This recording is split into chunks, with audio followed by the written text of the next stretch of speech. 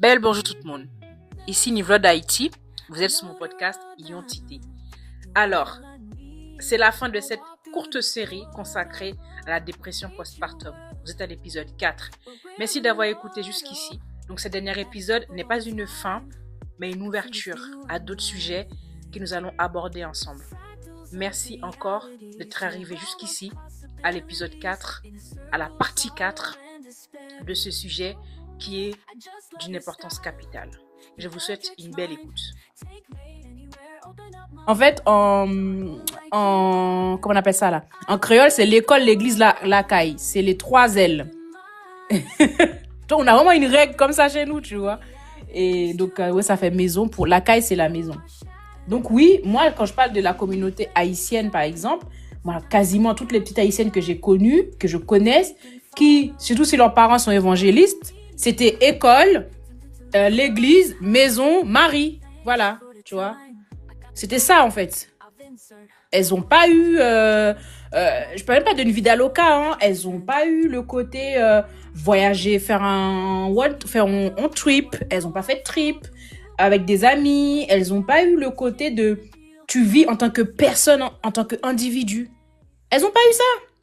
Elles n'ont eu que école, maison, école, l'église, la caille, et rentrer dans le foyer, elles deviennent épouses de quelqu'un, mère des gens, elles mènent cette vie-là, et après on est choqué que vers la quarantaine, elles sont en arrêt maladie tous les jours, parce que psychologiquement, ça ne tient plus.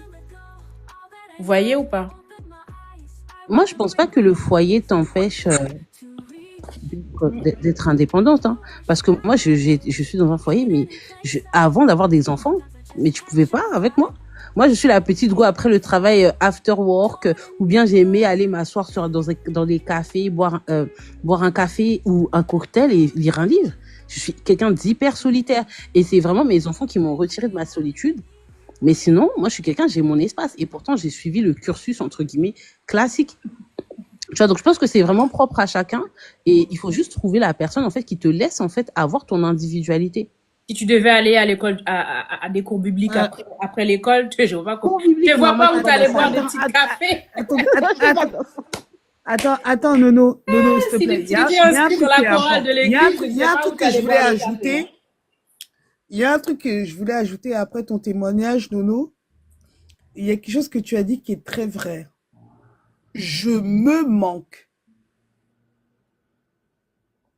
C'est-à-dire que moi, mes choses, je peux pas arriver dans un magasin et puis j'achète quelque chose pour moi. Avant d'acheter quelque chose pour moi, je vais d'abord dire, est-ce que les gars, parce que moi je n'ai que des garçons, est-ce que les garçons ont tout? Et des fois, j'achète alors qu'ils ont déjà. Par exemple, je vois mon fils aîné, il a 7 paires de baskets. Il en met que une. Bon, bref. On va chercher à savoir. Mais à chaque fois, je vais dire, attends, je vais m'acheter une paire. Bah, d'abord, c'est eux. Et juste partir même en vacances sans eux. Moi, je suis parti au pays avec eux. Bon, je dis, ok, allez découvrir votre pays, hein, c'est important.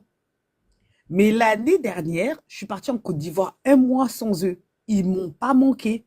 On me dit, mais oui, mais Nams, comment ça se fait que tes enfants te manquent pas? Ils m'ont pas manqué. Je dis la vérité, devant les ancêtres et les hommes, ils m'ont pas manqué, hein. Moi, j'étais tranquille, je vivais ma best life. Souvent, on oublie que ce sont des humains comme les autres. Ils ont leur tante. Ben oui. Et Nono, l'année prochaine, ils vont aller vivre en Côte d'Ivoire et ça m'émeut pas, hein. Ils sont avec leur tante là-bas.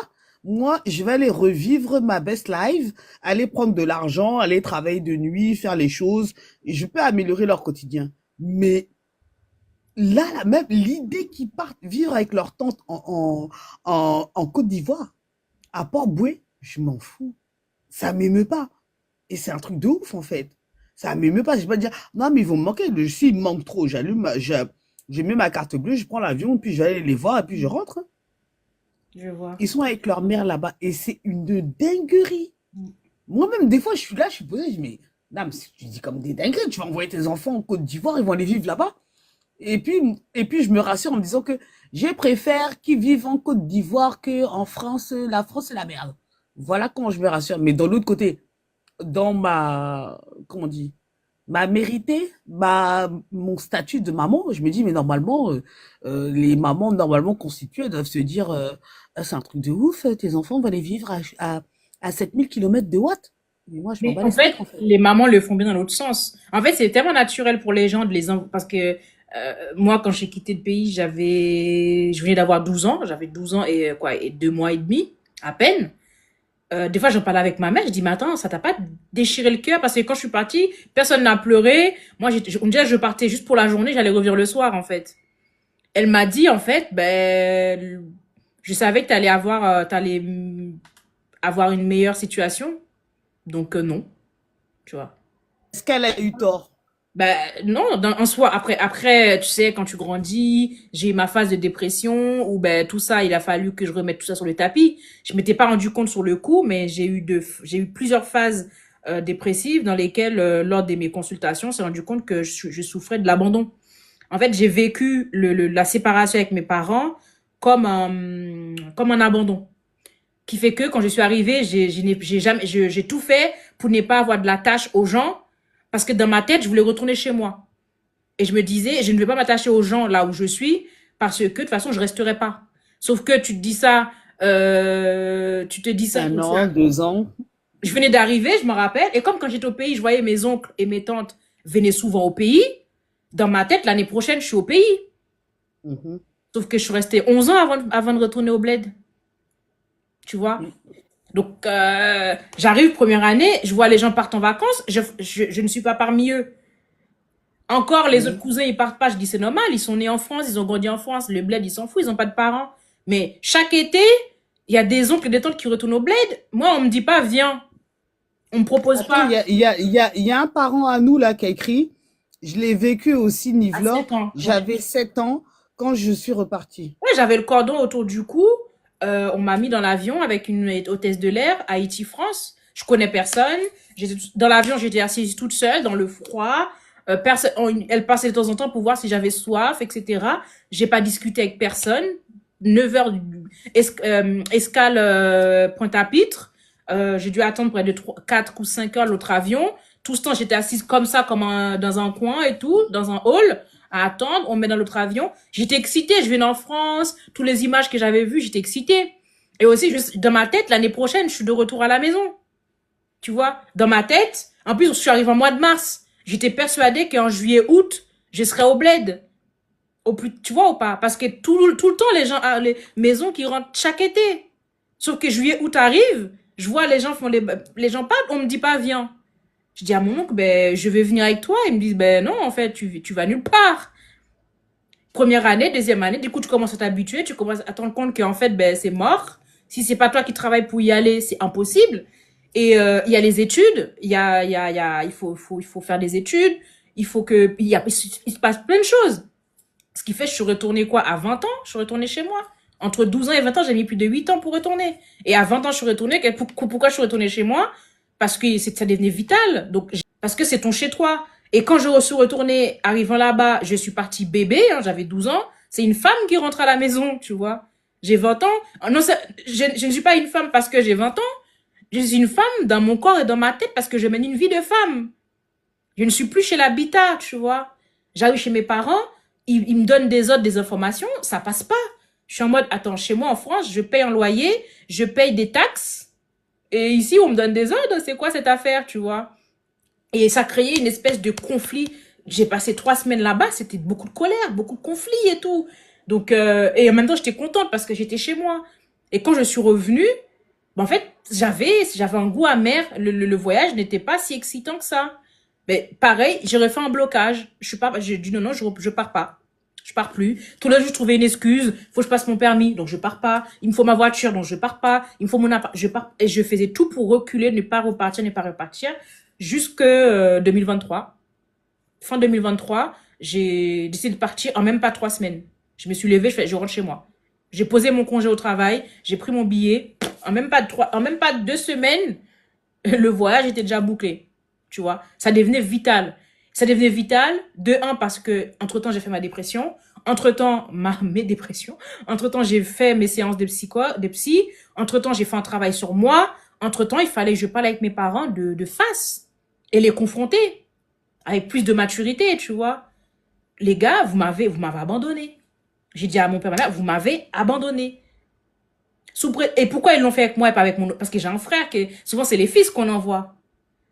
Ma mère m'a dit clairement, tu étais plus dégourdi. Le choix entre moi et mon frère, qui on envoie à l'étranger, parce que j'ai été un enfant dégourdi. À 12 ans, je savais me gérer. Là, je me coiffe seule. Je savais déjà me coiffer à 12 ans. Ma mère, elle m'a tout appris. Faire à manger, laver mes linges, gérer mes cours. J'étais 100% autonome chez mes parents à 12 ans. Ils m'ont dit clairement, le choix entre toi et ton frère, tu étais plus dégourdi. Voilà, c'est tout. On savait que n'importe où tu vas arriver, tu vas te gérer. Et effectivement, quand je suis arrivée chez ces personnes-là, je suis arrivée dans ma tête, c'était clair. Tu viens faire des études. Le matin, tu te lèves. Tu vas à l'école. Tu fais tes devoirs. Tu traînes pas. Tu rentres. Tu fais les tâches qu'on te donne à faire. Tu les fais. Tu arranges tes linges. Tu te coiffes tous les samedis. T'enlèves tes tresses. Tu te coiffes le dimanche. Ma mère m'avait organisé ma vie depuis le pays. En été, tu fais des tresses pour que ça dure plus longtemps. Avant la rentrée scolaire, tu anticipes le nombre de jours. Tes habits doivent être repassés, lavés, nanana. J'étais chez quelqu'un, en tant qu'enfant, on aurait dit une coloc. Sauf que je payais pas de taxes. On aurait dit j'étais une coloc chez les gens, en tant qu'enfant. Je faisais mes propres lessives, je faisais tout. J'attendais même pas qu'on lance la machine dans la semaine. J'organisais ma vie en parallèle avec leur vie. Parce qu'on m'avait préparé à cette vie-là. Mais moi, j'ai constaté, Nive-Laure, enfin, c'est une observation, hein, que dans notre communauté, on a vraiment ce détachement, enfin, pas ce détachement, mais je sais que ici, les femmes, elles ont aucun scrupule à soit déposer leurs enfants chez la famille parce que le monsieur n'en veut pas, donc un nouveau conjoint, écoute tes gosses, j'en veux pas, donc on les dépose chez la famille, ou d'aller les déposer chez le papa. Au pays aussi, ils sont à l'aise avec ça. Ici, les femmes, elles sont très à l'aise avec ça. Alors que moi, je serais totalement incapable de me séparer de mes enfants. Avant que je déménage, ma mère m'a dit, écoute, laisse tes deux grandes. Tu pars avec le dernier et tout parce qu'il est encore au sein. Et comme normalement, ma deuxième devait commencer l'école parce qu'en France, l'école est obligatoire à 3 ans, ce qui n'est pas le cas ici. Donc, elle m'a dit, bah écoute, elle m'a proposé de les laisser. Mais moi, pour moi, c'était impossible de les laisser. Mais ici, les filles, elles le font sans pression. Mais vraiment, je dépose mon enfant. Et Mais en soi, c'est pas plus mal. On veut être coupé parce qu'en France, on a ce côté de déranger. On dérange. Au pays, c'est pareil. Moi, je l'ai constaté quand je suis partie au pays l'année dernière. Les enfants, ils passent d'une maison à l'autre. Ils sont à l'aise. Ils vivent. Les enfants vivent dehors, tu vois. La maison, c'est pour dormir. Ils vivent à l'air libre. Ici, on a ce côté de on dérange. Les gens sont occupés, la vie est chère, ils sont aigris, ils sont frustrés, ils sont en dépression, donc on les dérange. La preuve en est, on sonne à ma porte ici, là, j'ai pas rendez-vous avec quelqu'un, tu peux sonner, je suis là en train de parler, je vais même pas ouvrir la porte, je vais même pas regarder qui sonne à la porte, j'ai pas rendez-vous. Parce qu'on a assimilé ce côté de déranger, on dérange.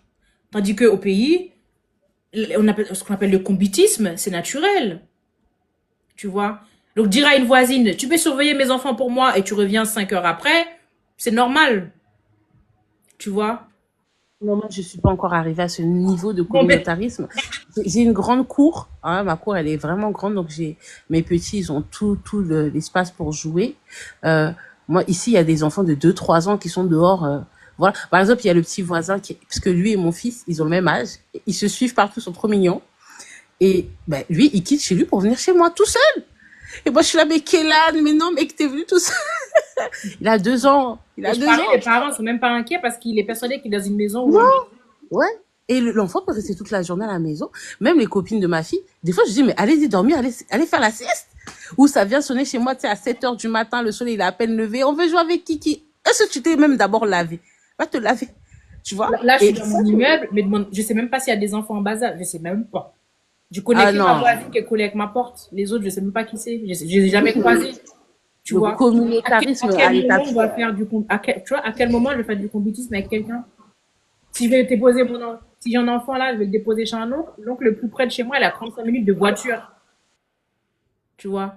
35 minutes de voiture. À quel moment je vais faire du combitisme? Jamais. On est dispersés et on dérange. Les gens se sentent dérangés, les gens sont occupés, ils sont débordés. Donc ça influence, pour revenir sur le sujet, quand tu vas pas bien, le temps que quelqu'un vienne te rendre visite, mais il se passe 6 heures. Tu vois, il se passe 6 heures, 8 heures, 10 heures. Donc finalement, tu restes dans ton coin, tu fais ton affaire toute seule.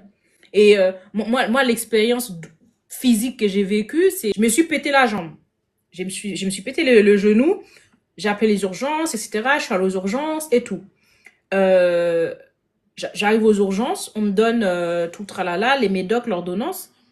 Je finis, pour rentrer chez moi, je prends un hitch, parce que le pompier m'a pas ramené. Bref, j'ai pris un hitch. J'arrive dans mon appartement. Heureusement, il y avait l'ascenseur devant. Et j'avais pas de béquille. On m'a plâtré la jambe, j'ai pas de béquille.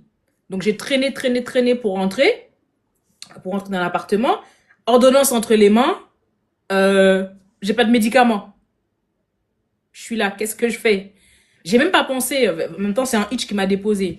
Pas de béquille, pas de médicaments. Ben, tu anticipes pas une blessure au genou. Donc du coup, j'avais pas à manger. Je me suis retrouvée dans une solitude. Une solitude. J'étais là, mais mince. Et c'est là, en fait, j'étais mal. J'étais là, j'aurais été au pays, et je me serais allongée tranquille, il y a de l'espace, ma mère m'aurait fait une soupe, quelqu'un d'autre m'aurait gratté le dos. J'ai pensé au bled, c'était une dinguerie. Ici, et là, c'était juste une petite blessure. Vous voyez? Avec le temps, de Doliprane, la douleur, elle s'évapore. Alors, j'imagine même pas. C'est pour ça que le sujet, vraiment, c'est un sujet qui me tient vraiment à cœur. Et je suis contente que vous ayez pu partager vos expériences et tout. Moi, c'est un truc qui me terrorise. Moi, si je peux te donner un conseil pour la suite, c'est c'est vrai que tu as peur, mais chaque expérience est différente. Hmm. Et la chance que tu as, c'est que tu sais, tu es informé et en fait, il faut t'autoriser à vivre les choses et ne pas rester sur ta peur. Et, et Là-dessus, j'ai un très gros défaut. C'est pour ça que mes séances de psy m'ont coûté trop cher. Je suis restée longtemps en psychologie, c'est que je suis obsédée par le contrôle. ouais, J'ai tellement toujours tout contrôlé, tout géré. C'est encore les traumas de ouais, les l'enfance. traumas, ouais, les traumas prennent Ouais. beaucoup le dessus. Obsédée Mais par le contrôle. Donc, tout ce que je peux moi-même, c'est pour ça tout ce qui est au niveau santé, ça me traumatise parce que c'est pas moi qui décide. Tu vois. Encore si c'est une blessure, je me dis c'est une blessure, on coud la blessure, on met du pansement, on met des produits, ça cicatrise. Mais là, c'est mental. Là, tu vois, tu le vois pas, tu peux pas dire vas-y, je mets de la vaseline, je masse. Tu vois, tu peux pas. ouais. En fait, c'est émotionnel. Hmm. C'est émotionnel, mais tu sais, moi, il y a quelque chose que je dis à mes clientes quand elles viennent me voir, c'est qu'on n'est pas on n'est pas venu au monde pour souffrir.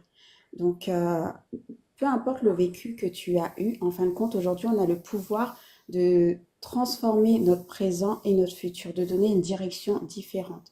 Donc, on n'est pas, nos traumas ne reflètent pas qui on est. Donc, c'est possible de s'en libérer et pour ça, il faut les affronter pour éviter de vivre dans la peur, d'être tétanisé et de rester là-dessus. Et toi ben, tu vas avoir des enfants et faut savoir que en fait, toutes les émotions que tu vas garder, que tu vas refouler, que tu vas ressentir pendant ta grossesse, en fin de compte, tu vas les transmettre à ton enfant. Et donc, c'est important du coup que toi, que tu fasses un travail là-dessus pour éviter de ressentir toutes ces choses, toutes ces émotions, en fin de compte, durant ta grossesse. C'est pas quelque chose de facile, mais c'est possible de se libérer de ces traumas, de ces peurs pour avancer. Puisque quand tu auras ton enfant, là tu penses à toi, tu penses à tout ça, mais quand tu auras ton enfant, en fin de compte, tu seras focalisé sur ce petit bébé et tu vas encore plus refouler ce que tu as, ce que tu as vécu. Donc, moi, si je peux te donner un conseil, hein, perso, c'est travailler là-dessus et te libérer, et c'est possible. Si c'est un travail à faire en amont, c'est pas une fois que tu es dedans qu'il faut le faire. Il faut vraiment l'anticiper parce que c'est un truc qui voilà, les gens qui n'ont pas vécu ça, ils se rendent pas compte, ils vont trouver ça légère, oh ça va, c'est rien. Mais en fait, c'est un truc qui nous empêche de vivre quoi. Ça te bouffe l'air, ça te ah ouais, des fois t'es en colère, tu sais pas pourquoi parce que là ça ne passe pas comme toi tu veux. T'as tellement l'habitude de tout gérer, tout contrôler, c'est hyper compliqué quoi. Ce qu'a dit la personne en bas, le lâcher prise, c'est très très difficile. Ouais, c'est très difficile. Et Ah, puis, cet l'hyper-contrôle qu'on peut avoir, oui, en fait, c'est un mécanisme de protection, en fin de compte, lié au trauma. Mais c'est possible de s'en libérer. Faut savoir aussi on se libère pas non plus de tous nos traumas. On se libère des blessures principales, mais les événements de la vie vont tout le temps ramener des blessures, des blessures. Et à partir du moment où tu commences à écouter ton corps, que tu sais, tu connais les manifestations, puisque les émotions, c'est comme ces douleurs atypiques. Les émotions, c'est être alerte que quelque chose se passe dans ton corps. Et on ne nous apprend pas dans notre éducation à écouter nos émotions. Toi, maintenant, tu le sais. Donc, tu écoutes tes émotions, tu travailles dessus et tu te libères. Et il y a un outil qui est très libérateur, c'est l'écriture. Écrire, écrire, écrire, écrire ce que tu ressens. Quand ton cerveau est surchargé, tu n'arrives plus à penser, tu n'arrives plus à te concentrer, tu écris pour recadrer, recibler les choses. Et vraiment, l'écriture, c'est vraiment libérateur, c'est un bel outil qu'on a tendance à négliger, mais vraiment, l'écriture libère de beaucoup de choses. Et moi, c'est vraiment quelque chose que je recommande en systématique à mes clients, c'est écrire. Euh, Écrire ce que tu ressens, écrire ce que tu vis, et ça te permet de cibler aussi. Parce que quand tu relis, tu vois. Parce que t'écris en écriture automatique.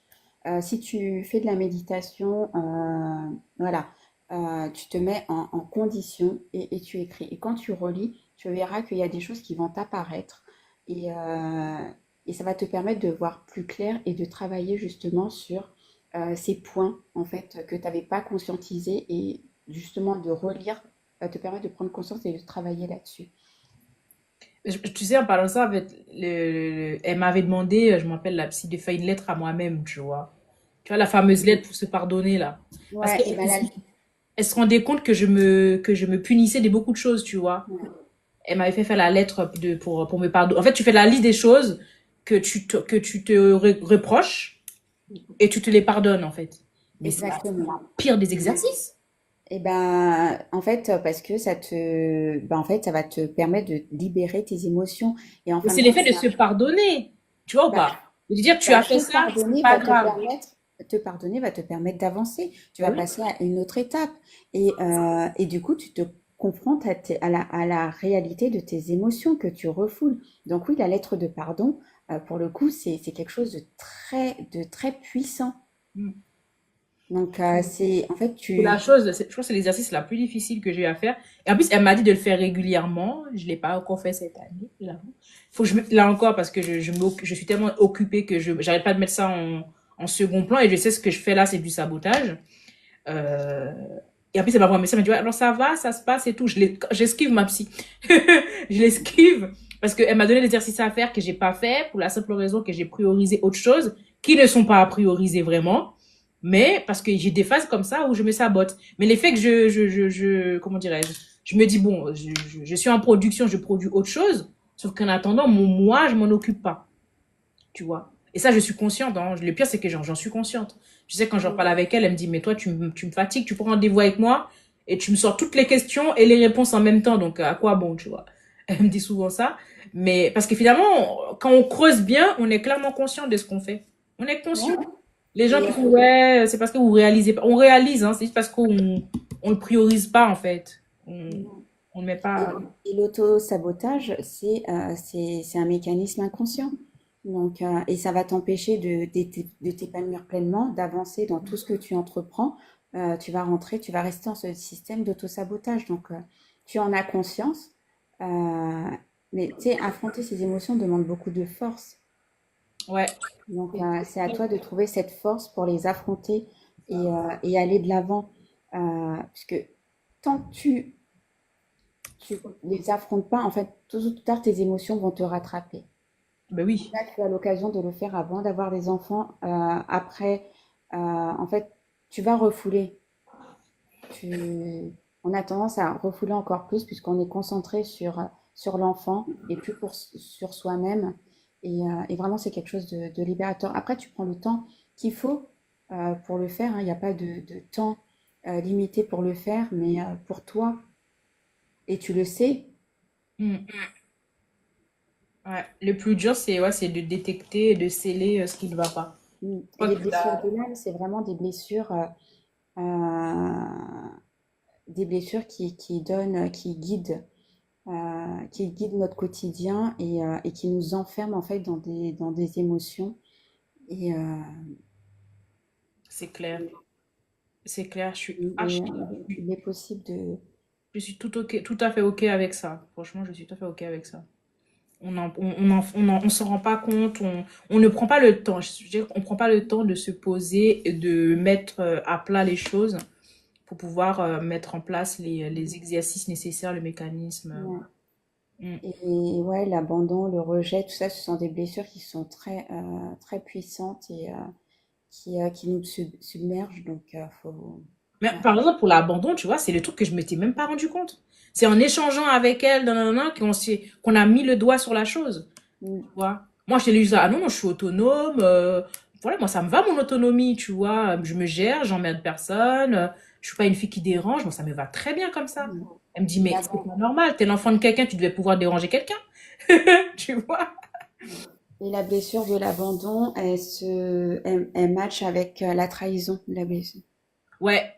Voilà. Ouais, c'est ce qu'elle m'avait vu. Par exemple, je ne supporte pas le mensonge et le trahison. En Ouais. fait, tu me mens, c'est dead. Ouais. Tu me trahis, c'est dead. Genre, Mm. en gros, et je ne t'engage en rien. Tu vois. Tu t'approches vers moi, je ne te demande, je ne te demande, je te demande pas de faire des promesses. Je ne veux pas que tu t'engages en rien. Par contre, tu me fais une promesse de toi-même que tu ne retiens pas, c'est over, c'est fini, tu vois. C'est done. Ouais. Mais je ne te force pas à t'engager. Qu'il soit dans l'amitié, dans l'amour, dans la famille, je ne te force pas à me faire des promesses. Je ne te force pas à t'engager. Je ne t'imposerai rien. Mais si toi, de toi-même, tu me dis, tu sais quoi, Nivlore, je vais faire ça, tu ne le fais pas, trahison, en plus, on s'en débarrasse très vite des gens.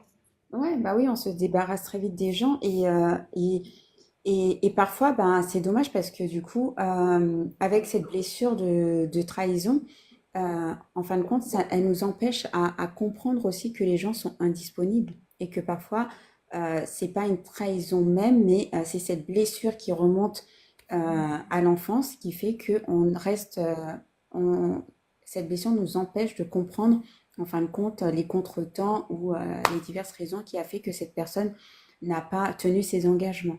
C'est ça. Donc, parfois, on peut se retrouver à couper les ponts, à bloquer des personnes, alors que, en fait, les choses sont simples à comprendre, mais c'est un mécanisme inconscient. Mm, c'est exact.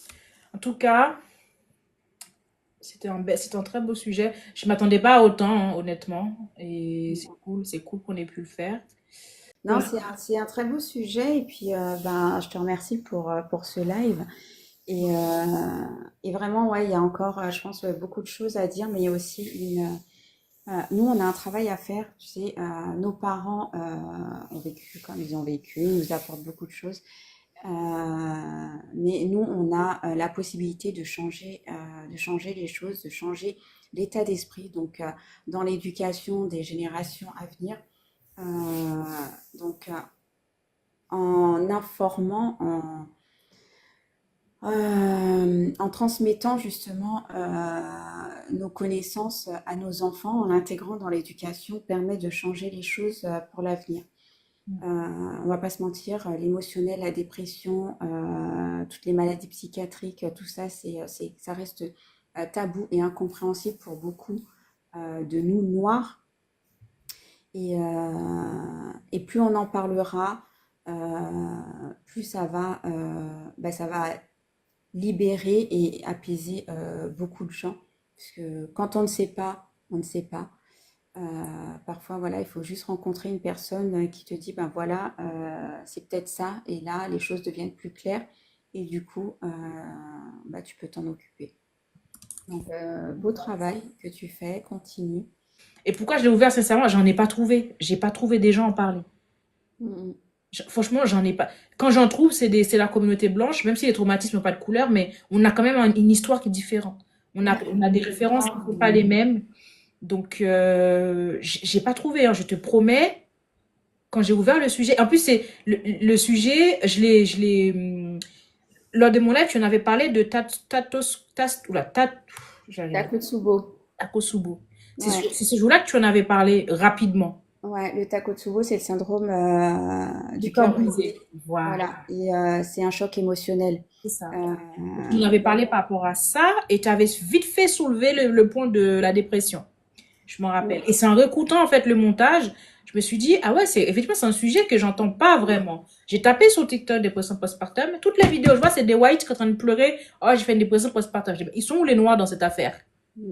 C'est parti de là. ouais, c'est ça, hein. Et vraiment, le Takotsubo, les gens qui, sur un choc émotionnel, en fait, qui décèdent comme ça, nous, dans notre communauté, on va dire, ouais, déjà, la mort subite de l'adulte existe. Et on en parle très peu, mais c'est quelque chose qui existe. Et il faut arrêter de tout lier, en fin de compte, au mystique. Mais je Vraiment. pense une vidéo, il y a une dame, elle a fait un AVC, choc Mm. émotionnel. Elle a découvert que son mari a fait un enfant ou l'a trompé. Alors, son mari l'a trompé avec une de ses meilleures copines. Alors, c'est pas une femme jalouse, tout ça, hein. Elle a fait, en fait, l'information lui a créé un choc. Mm. Elle a fait un AVC. Elle se trouve aux urgences, etc. Elle a failli y passer. Son cerveau a fait un choc. Alors, même elle dit, mais attends, d'où je fais un choc pour une connerie comme ça, tu vois? Elle arrive pas à réaliser, genre, en gros, mon cerveau, là, tu vois, a voulu me tuer, quoi. Genre, mon émotion a voulu me tuer. Ouais. Mais les émotions, en fin de compte, c'est plus fort. Il faut savoir que les émotions ramènent la maladie, hein. C'est une folie. Mm. On va parler de plein Ça déclenche vraiment beaucoup de choses. D'ailleurs, il y a une vidéo qui a circulé il y a pas longtemps. J'ai pas vu la vidéo, mais cette femme qui est décédée après qu'on ait brûlé son bébé, c'est un choc émotionnel. Haïti, ouais. Si, Ouais. j'avais C'est fait un un choc panel émotionnel. là-dessus, ouais. Ouais, c'est Donc, ça. c'est vraiment quelque chose de réel. C'est scientifiquement prouvé. Euh, Médicalement, on n'en parle pas suffisamment puisque voilà, il y a quand même, un business autour des laboratoires pharmaceutiques. Donc, plus on traite l'émotionnel, moins il y aura de médicaments. Mais le choc émotionnel, c'est réel. Dans les maladies, les syndromes féminins, tout ce qui est endométriose, fibrome, les cancers du sein, les cancers du col de Mais l'utérus, j'ai un sujet les sur cancers l'endométriose. colorectal. Sur l'endométriose, j'ai un sujet aussi. Et Ouais. la personne principale qui pourrait intervenir autour de moi, elle n'est pas trop sur les réseaux, donc je ne sais pas comment je vais m'organiser. J'ai un sujet de fou sur l'endométriose. En fait, quand les maladies se déclarent, il y a certaines maladies qui, voilà, on soigne les symptômes, mais moi, de mon point de vue et de l'expérience que j'ai, je pense que la libération émotionnelle allège beaucoup de symptômes quand les maladies sont déclarées. Déjà, on sait que l'hypnose est scientifiquement prouvée dans la prise en charge de la douleur. Et il y a beaucoup de maladies auto-immunes. D'ailleurs, on ne sait pas ce qui les déclenche, ton propre corps qui se retourne contre toi. Tout ça, c'est purement émotionnel. On ne sait pas. Voilà, on ne sait pas, mais l'émotionnel y est pour beaucoup. Yes. Et une fois que tu traites l'émotionnel, et moi j'ai des collègues, elles ont développé des maladies auto-immunes, et avec l'hypnose, en fait, elles ont réussi à se libérer des médicaments, donc tout ce qui est morphine, donc des médicaments qui sont forts. Voilà, maintenant, elles vont se contenter d'un paracétamol de temps en temps, d'un tramadol de temps en temps, mais elles se sont libérées de 80% des antalgiques qu'elles prenaient au Parce que quotidien. souvent, ces trucs-là, c'est des trucs qu'on prend, comment on appelle ça déjà là? C'est des placebos. C'est que si dans ta tête, t'es persuadé que ça va marcher, tu vas en consommer, surconsommer et surconsommer. Là, c'est même pas des placebos, hein, c'est réel. La douleur, elle est Ah, ok, physique, d'accord. elle est réelle. Après, il faut savoir que quand on connaît la douleur, on anticipe la douleur, donc elle est amplifiée. Donc, ce que l'hypnose retire, en fait, c'est la douleur qui est amplifiée. Donc, il va te rester que la douleur réelle que tu vas calmer, justement. C'est pour ça, quand tu prends des fortes doses d'antalgiques, il y a la douleur réelle et il y a la douleur amplifiée. Et lorsque tu retires cette douleur amplifiée, ben, en fait, simple paracétamol, en fin de compte, va calmer cette douleur. Et En fait, finalement, c'est dans la tête qu'on est malade plus que dans le corps en soi. ouais, et enfin, enfin, il y a des preuves scientifiques, hein. Je veux dire, quand je sais pas si tu as déjà vu cette vidéo où, en fin de compte, tu as la personne, tu as une vraie main, une fausse main. Il est persuadé que c'est sa main et pourtant le marteau, il tape sa fausse main et en fin de compte, il crie de Pas douleur. mal, ouais. Voilà, il crie de douleur alors que le marteau n'a pas touché sa vraie main, sa fausse main, parce que pour lui, le marteau Le a tapé. sensoriel qui fait qu'il a senti la douleur. Donc, et pour le coup, dans la douleur, c'est vraiment ça. En fin de compte, on amplifie quelque chose, une douleur qu'on connaît déjà. Donc, c'est vraiment lorsque tu libères, tu prends conscience des choses et que tu libères pas mal d'émotionnel, ouais, t'es soulagé. Toutes ces douleurs chroniques, physiques ou médicalement, rien n'est fait, enfin rien n'est fait, rien n'est confirmé. Après plusieurs examens, bah, il n'y a rien, et pourtant les douleurs restent là, c'est de l'émotionnel. Euh, les migraines, les lombalgies, enfin il y a pas mal de douleurs en fin de compte qui sont liées à l'émotionnel et lorsque Et ça peut être soigné. Et on est là à prendre des médocs. Ouais, c'est Ça. ça. En tout cas, je suis contente de l'échange. Merci à tous. Merci à toi, la fleur. Commentaires. À ceux qui sont derrière la porte, qui ne sont pas rentrés, merci à vous. Nous sommes arrivés à la fin de cette série consacrée à la dépression postpartum au sein de notre communauté. Franchement, j'ai pris beaucoup de plaisir à monter l'ensemble de ces épisodes, à réécouter nos échanges. Et j'ai fait très peu de modifications parce que j'ai essayé de garder le plus naturellement possible nos échanges pour vous permettre de vivre ce moment avec nous à travers les épisodes. Donc, mille merci d'être arrivé jusqu'ici. Et je vous attends en foule pour les sujets à venir. N'hésitez pas à vous abonner, à partager cette page si elle correspond à vos attentes. Si vous pensez que d'autres personnes peuvent être concernées, impactées, peuvent avoir envie d'écouter, de partager et de nous entendre, n'hésitez pas à le partager. Donc je vous dis à très bientôt pour des nouveaux sujets que nous allons aborder. Et en attendant, je vous invite à soigner votre santé mentale. You my son in the box, I gave you all my love. You could have been my honey forever and ever after. I could have been your baby and give you a baby. You could have been my heart, I guess we could have been maybe. Goodbye my love. You my son in the box, yeah, yeah, son in the box. Son in the box, yeah, yeah, son in the box. Oh, you could be my flame, and I could be your flower. Or you could be the game, and I could be the power. You my son in the box, yeah, yeah, son in the box. You my son in the box, yeah, yeah, son in the box. You could be all of my songs, and I could be a story. Or you could be so wrong, and I could just be glory. Oh, I'ma be shining. And you my son in the box, yeah, yeah, son in the box. box. You my sun